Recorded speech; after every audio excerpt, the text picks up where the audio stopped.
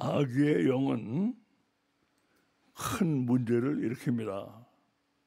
그것이 어떻게 해서 있게 되었는지에 대해 어떤 설명을 하더라도 많은 의문이 제기됩니다. 이것은 유튜브 동영상 태아의 영혼이 깃들 때에서 따온 겁니다. 아이가 엄마의 자궁 밖으로 나오고 나서야 영혼은 아이의 몸에 완전히 그리고 영구적으로 깃듭니다. 깃든다. 영과 혼이 몸 밖에서 몸 안으로 들어온다는 얘기입니다. 이게 문제가 생깁니다. 이렇게 설명을 하면 1. 어디서 몸 안으로 들어온 그 영과 혼은 어디서 왔습니까? 그게 언제? 언제? 아기가 모태에서 나온 다음에야 영과 혼이 들어오는가? 왜 그런가? 자, 이거는 제사의 바탕에는 나에게 육과 영을 물려준 조상이 지금은 영이 되어 어딘가에 존재하고 있다는 믿음이 깔려 있습니다. 조상의 영, 생각 없는 많은 사람들은 영과 혼이 부모에게서 온 것인 줄 알고 있습니다. 부모에게서 온 것인 줄 알고 있어요. 이 문제는 1. 출산이란 육이 육을 낳는 것인데 육이 어떻게 영을 낳을 수 있습니까? 2. 부모에게서 나온 건 정자와 난자다. 정자의 영이 있는가? 난자의 영이 있는가? 창세기 2장 7절입니다. 주 하나님께서 땅의 흙으로 사람을 지으시고 그의 콧구멍에다 생명의 호흡을 불어넣으시니 사람이 살아있는 혼이 되었더라. 한글키 성경입니다. 우리 지난 4회차에서 한 것입니다. 자, 여기 보면 창조설이라는 게 있어요. 창조설. 아기가 새로 태어날 때마다 하나님이 영을 일일이 새로 창조하셔서 아담에게 한 것처럼 아기에게 넣어주신다. 여기 아담에게 하신 것처럼 카톨릭의 입장입니다. 이게. 이건 문제가 있어요. 자녀의 영과 혼은 새로 창조가 되면, 자녀의 영과 혼이 새로 창조가 되면 부모의 기질은, 그러면 영과 혼은 새로 창조가 됐고 부모의 기질은 육을 통해, 육체를 통해 전달되느냐? 자, 요한복음 4장 24절과 마가복음 5장 4절 두 구절을 좀 보시겠습니다. 하나님은 영, 대문자로 되어 있어요. 영으로 보면 영이시니 그분께 경배드리는 자들은 영, 이건 소문자로 되어 있습니다. 영어 성경에 그분께 경배드리는 자들은 영과 진리로 경배드려야만 하리라 고 하시니라. 마가복음 5장 4절. 이는 여러 번 고랑과 쇠사들에 매었어도 쇠사들을 끊고 고랑을 깨뜨렸음이라. 그리하여 아무도 그를 제어할 힘이 없는지라. 여기 그는 군대막이 들린 사람이 귀신 들린 사람. 자, 우리 이 중요한 사실입니다. 영적 세계에는 여러 단계의 영적 급이 있습니다. 우리가 확실히 아는 것만 해도 벌써 세 급이 있어요.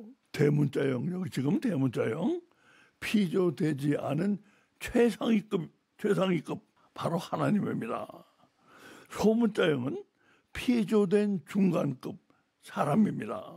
그리고 쇠사슬과 고랑을 부수는 힘, 쇠사슬과 고랑을 부수는 힘, 살아있는 존재는 아니에요. 이건 살아있는 존재가 아닌 낮은 급, 살아있는 존재가 아니기 때문에 낮은 급의 이거는 어떤 파워, 힘이기 때문에 이거는 영적 능력을 가리킵니다. 전도서 3장 2절을 보시겠습니다.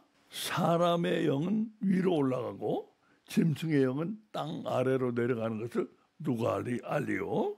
짐승의 영이 있다는 거예요. 아까 우리 창세기 2장 7절 본 거, 주 하나님께서 땅의 흙으로 사람을 지으시고 그의 콧구멍에다 생명의 호흡을 불어넣으시니 사람이 살아있는 혼이 되었더라. 사람의 영은 짐승의 영보다 높은 급이지만 영보다는 급이 낮습니다. 여기서 짐승의 영은 땅 아래로 내려간다. 이게 제일 아래 낮은 급이에요.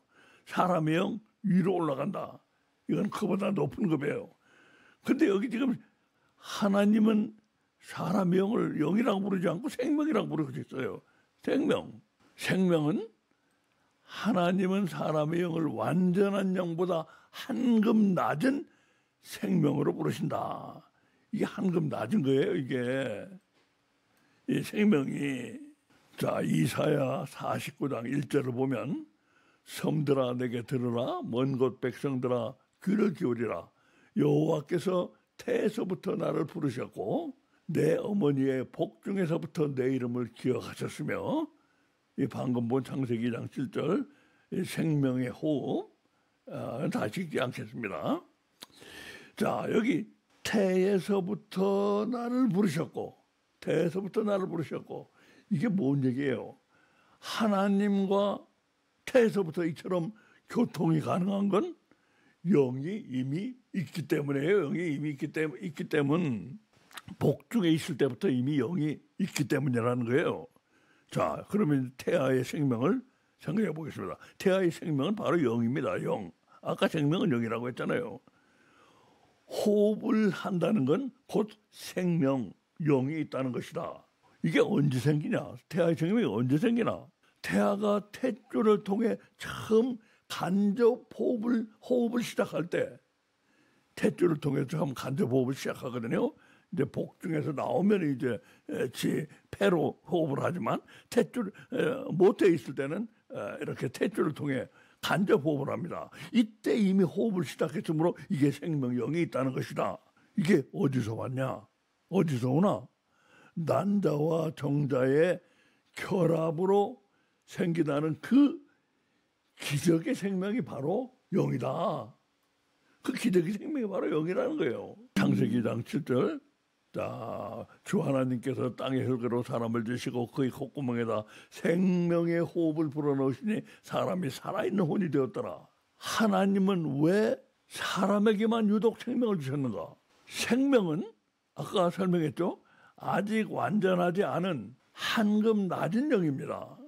살아있는 혼이라는 건 삶을 살음으로써 혼의 구원을 이루고 생명이 완전한 영이 된다. 이런 뜻이에요. 삶을 살음으로써 혼의 구원을 이루고 생명이 완전한 영이 된다. 자, 여기서 깜짝 놀랄 사실이 나옵니다.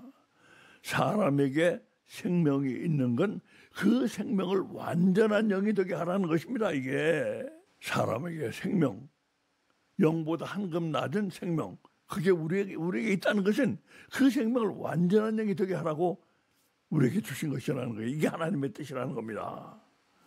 예, 감사합니다.